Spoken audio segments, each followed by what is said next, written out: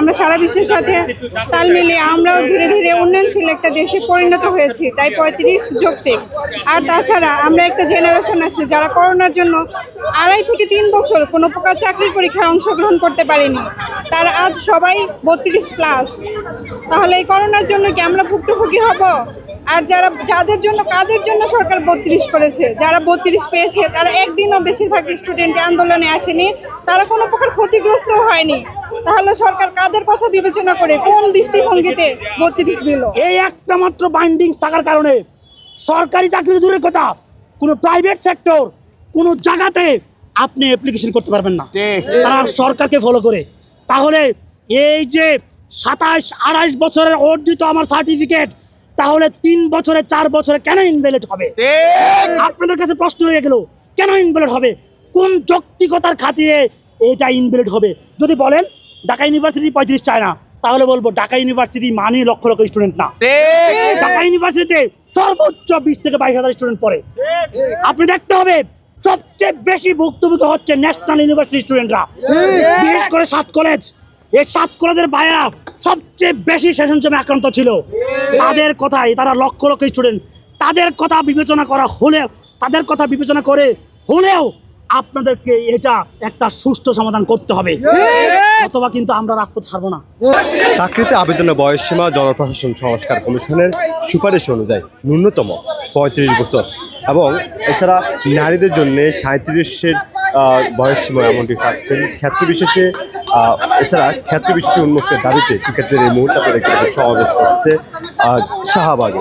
আপনারা দেখতে পাচ্ছেন দর্শক, এর আগেও তারা মাঠে নেমেছিল তাদের সেই দাবি দাওয়া পূরণ করার জন্য। তারা এর আগেও মাঠে নেমেছে, সেই সময়ে আমরা দেখেছি তাদেরকে আসলে 35 তারা চাওয়া সত্ত্বেও তাদেরকে 32 দেওয়া হয়েছিল, কিন্তু তারা সেই জায়গা থেকে বলছে আমরা 32 চাইনি, তবু আমাদেরকে 32 দেওয়া হয়েছে। তবে আমাদের দাবি আমাদেরকে 35 করতে হবে, ছেলেদের জন্য অর্থাৎ পুরুষদের জন্য 35, নারীদের জন্য 37 করতে হবে। কিন্তু দেশ আমার জন্য কি অবদান রেখেছে? হ্যাঁ, আমাকে কেন বলছে যে বৈষম্য নেই, বৈষম্য নেই, তবে কেন 32-এর বৈষম্য বলেন আপনারা? এই বৈষম্যগুলো কেন আমাদের জন্য?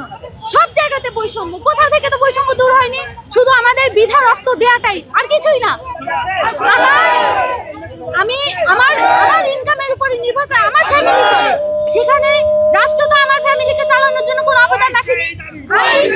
অনেক কষ্ট করে পড়াশোনাটা কমপ্লিট করেছি, কই সেখানে তো রাষ্ট্র কোনো অবদান রাখেনি।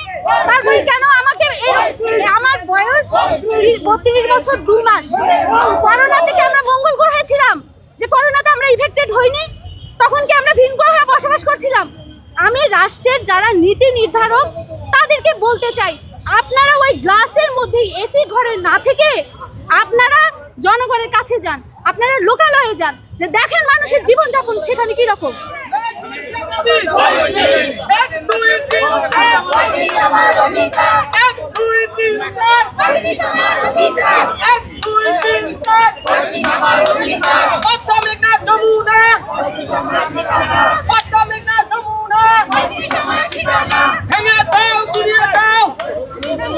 যখন সুপারিশ করছে যে আমাদের ভাইদের জন্য 35, মেয়ে বোনদের জন্য 37 করার জন্য একটা লজিক ছিল, 2 বছর বাড়ানোর লজিক ছিল।